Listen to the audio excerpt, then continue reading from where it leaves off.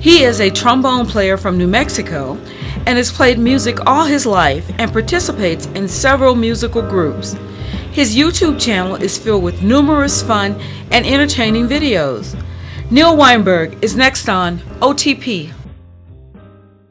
And welcome to the podium, Neal. How you doing? Thank you, Mark. I'm doing pretty good today. Very good. Well, let's get right into it and talk about what instrument did you start your journey with music on, and how did you get into music way back in the day?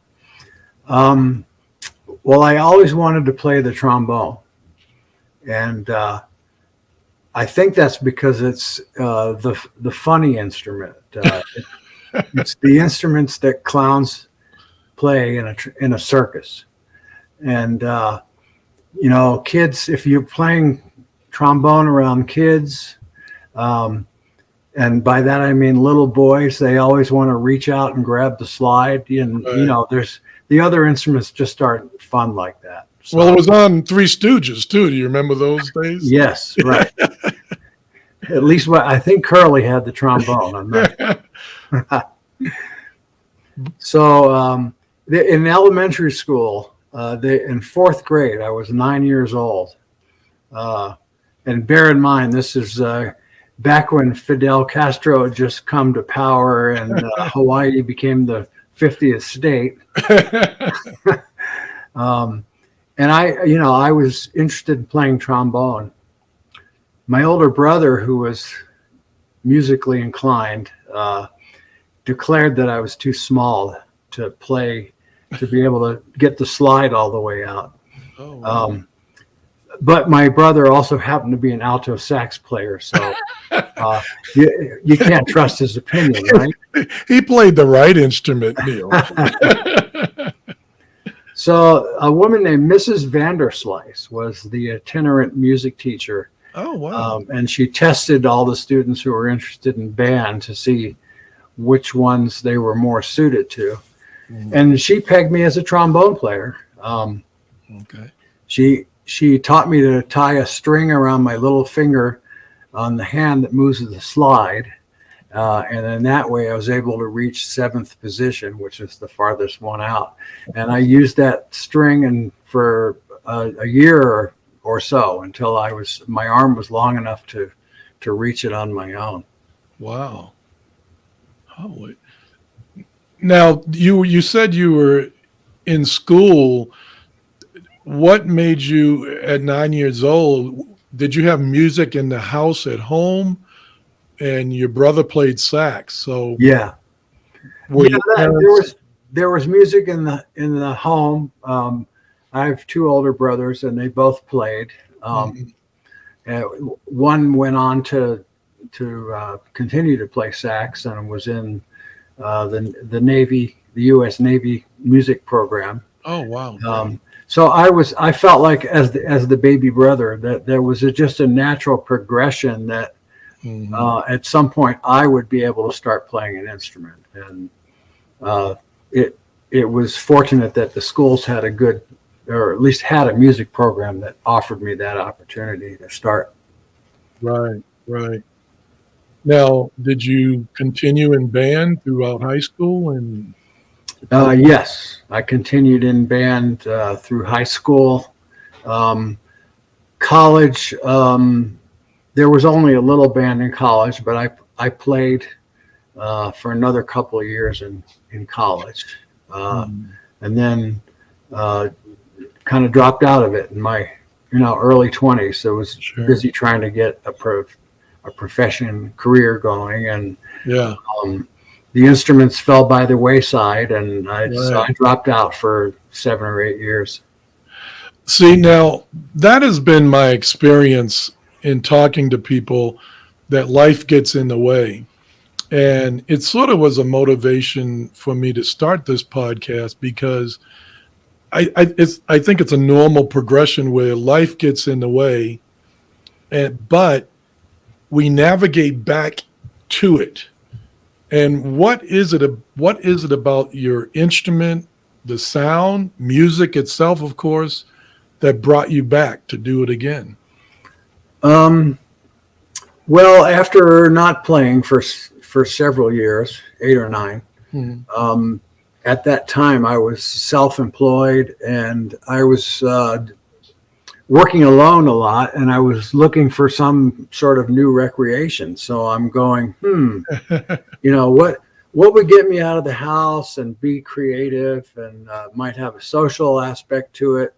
Right. And it just like Bing. Oh, okay. Uh, Start playing trombone again. Find a band to play with and get out there. Yeah. Yeah.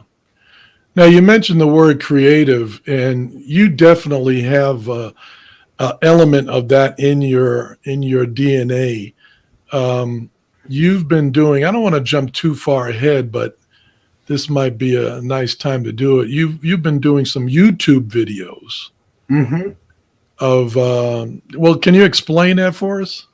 Well, yeah, this is something that started during the COVID pandemic, and um, we were essentially locked down in our homes, and the band programs that I was participating in were all suspended because you couldn't be around people, and especially not blowing water droplets through the end of a brass instrument. Right. Yeah. I have a grandnephew who's a very accomplished guitar player and trumpet player and music student. And I had seen a couple of videos that he put up on YouTube where it was multiple versions of himself playing together. Right. And I thought that they were really cool, well done. So I contacted him and I asked him what program he was using to do that. And at the time, it was a phone app called Acapella. Right. And so just using my iPhone and experimenting around, I was able to take some of the quintet songs that I have from my own music group and add layers of myself playing the same song at the same time in different parts to create these videos. And Well, yeah. Let's take a listen to one. Can you set this one up a little bit for us? okay, this is a Billy Preston song called "Nothing from Nothing." Okay. And maybe it's called "Nothing from Nothing Leaves Nothing." I don't. But Yeah. anyway, it's mostly a piano tune, so it's very notey, and Right. I had to really work the timing on this one carefully. So for our listeners that are listening, what we see right now are multi frames of you, right, Neal? Yes, And you're doing this in harmony. that's right. Okay. That's right. I'm playing 5 different parts together. Okay. Let's take a listen here. Let's see.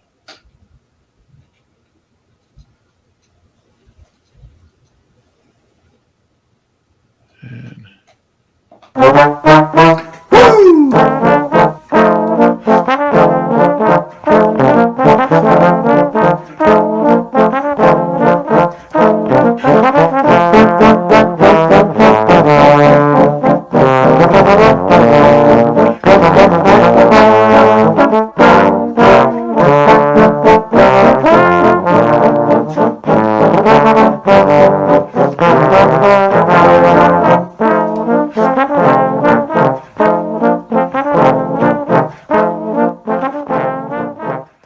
so that is really. And how long did it take you to do that? Well, I had to rearrange parts so that I was capable of playing each of the parts. Mhm. So there was some arranging involved up front, and then once I started the recording process, I think over a period of a few days, it probably took, I don't know, 6 or 8 hours at least of recording time, Right. and then a lot more editing time in DaVinci Resolve, which you told me about. Uh, And and it's really enjoyable to just sort of precisely put the parts together. Sure. But the timing's got to be perfect when you're doing the recording, or it doesn't work. So that takes me back to the music aspect of it. That to go through all of that intricate editing and putting all that together, you must love music. It's in your DNA. It's obviously in your family. Talk to those listeners right now that maybe they've wanted to play, especially older seniors that have a fear, maybe just hesitating about whether or not they should, go ahead and dive into this after not playing for a while, or maybe not even playing. Well, I would definitely encourage anyone who maybe used to play, start with that. Yeah. Everybody's got a story about that. And they'll say, well, I used to play trombone in middle school, and Yeah. I haven't played since then. So, they'll have, you fill in the number of years, but, it's 26 years. They haven't played in 49 years. Right. So if you did once play, I think, first of all, I would encourage you that it'll come back to you, like riding a bike. Right. And then, you might be an older person who's not as mobile as you once were. And there's quite a few things that you used to do when you were young that are difficult to do when you're older. And to sit in with a band like the New Horizons band, where it's a lot like the setting of a high school or a middle school band. Yeah. There you are. You're doing something that you did as a teenager. Right. Right. And it's not exactly the same, of course, but it's reliving something you did in your youth. Yeah. Yeah. What type of music do you like playing and listening to? Well, my favorite genre of music is Motown, because that was my coming of age music. Yeah. Right. Dance parties in the recreation room at friends. I have my own group called Ambush Brass, which is primarily a trombone group. We really play anything that resonates well in a group of trombones or lower brass instruments. Right. So that includes Renaissance choral music, other classical pieces, ragtime, swing, rock oldies, marches, show tunes. Oh, It runs the whole gamut, and a lot of it is driven by what source I can find sources for, because Right. I'm not a music writer. I'm an arranger. Yeah. Yeah. Yeah. Let's talk a little bit about the lower brass, the lower voices in. Yeah. Because I play sax. We're in the double reed area, middle voices, but that lower brass, tuba, bass, the trombone, you have to have that lower brass to make it all work. And would there be another instrument that you would go to or like to learn, or you just found it and stuck with that trombone? Well, I've stuck with trombone, and I also play euphonium, which is sort of Sure. a brother or sister instrument to the trombone. The same range, Right. same mouthpiece size, so it's easy to switch back and forth, or especially to go from playing the slide to valves, because using valves is actually a lot simpler. Right.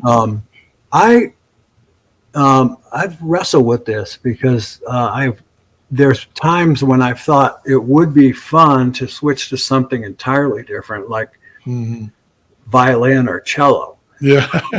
and really challenge myself that way. Sure. But as as the years go by and I think about maybe doing that, I get more arthritis in my fingers, and I start to doubt whether I would be able to do that. And I probably shouldn't have that as a hurdle, but that's how I see it at this point. But another additional nice thing about the trombone is that it's sort of just gross motor movement of the right hand for the slide in and out. So if your fingers aren't working quite right, it doesn't matter. Yeah. Well, two things I want to add on that, though. That kind of thinking that you have, and I have to admit myself too, with violin, I've had that feeling with guitar. I've always wanted to try to, pick up the guitar and give it a try.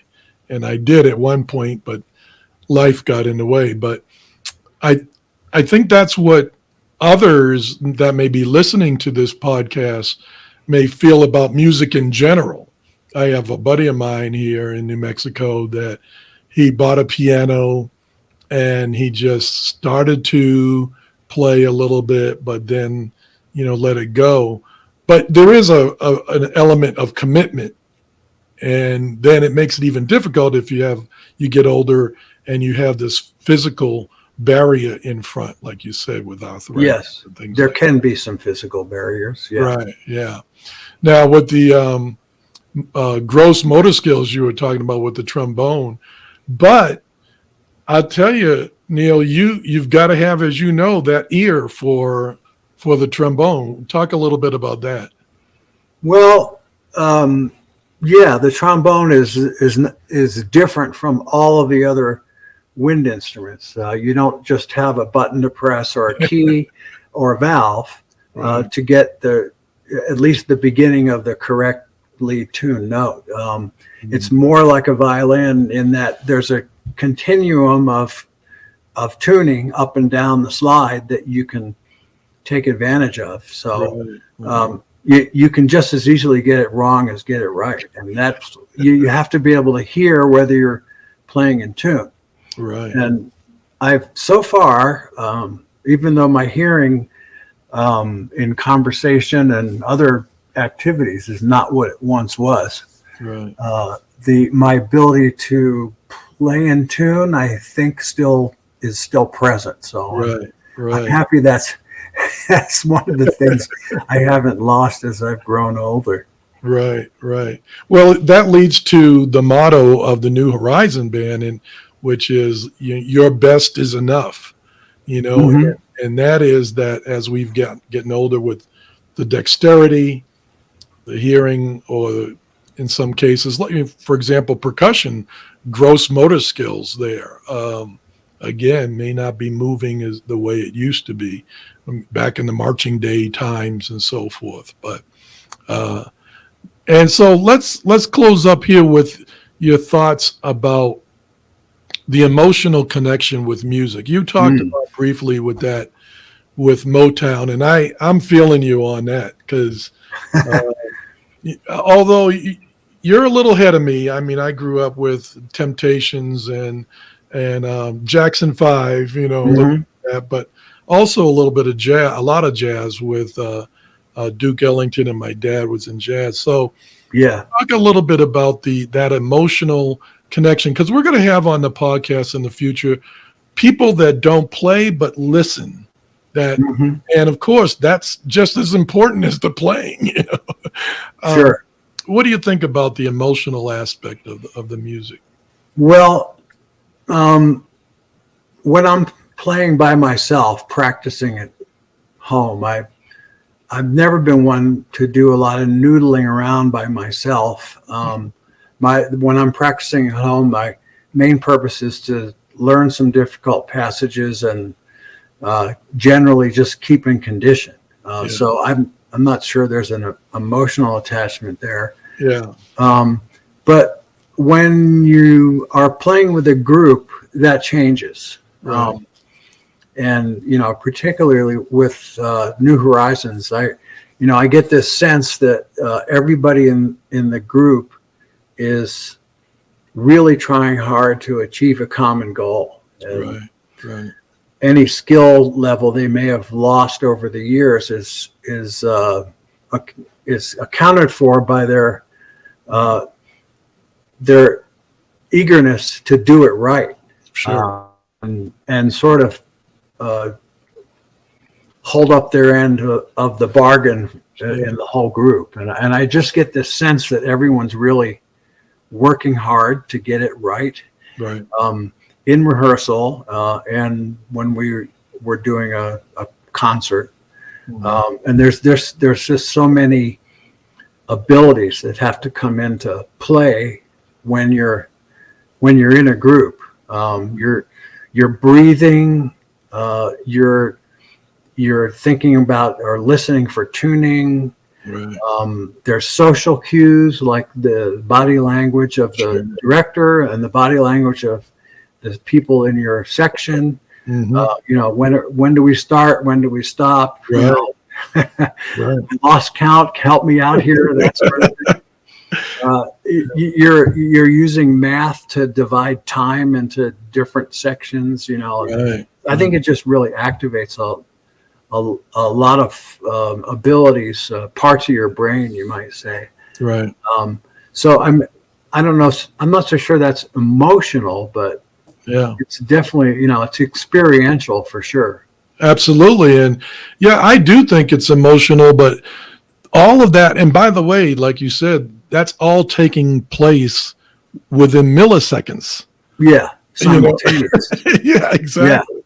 Yeah. And also with the audience, we are all connected when we're doing a performance, including the audience, with this kind of like ambiance, this dome around all of us, feeling whatever is producing through these vibrations, and it's a wonderful experience. And it's I get a blast sitting in front of the lower brass all the time in rehearsals. And that's because we're the clowns. Well, you said that. I didn't, but okay. I own up to it. Yeah, but we're just having a great time with it. Hey, I want to thank you so much for taking the time. We do appreciate you. This is early in our journey with this podcast, and you stepped up right away and said, "Hey, yeah, we'd love to do it." And I really appreciate that, Neal. You taking the time. I'm glad to help out. It's been fun to talk about this. Yeah, and I hope our listeners will enjoy it, and we will maybe inspire someone to pick up that trombone or sax or piano or violin or sing. Yeah, and move forward with it. It's definitely something that is beneficial to the health as we go forward. Yes, it is. Yeah, mental and physical. Absolutely. Good way to end this discussion. Well, I want to thank you so much and thank the listeners for downloading and listening to this episode. We do appreciate it. And until next time, play all the right notes. You've been listening to The Podium. If you would like to be a guest on The Podium, email the show at onthepodium2@gmail.com. That's ONTHEPODIUM TOO @gmail.com.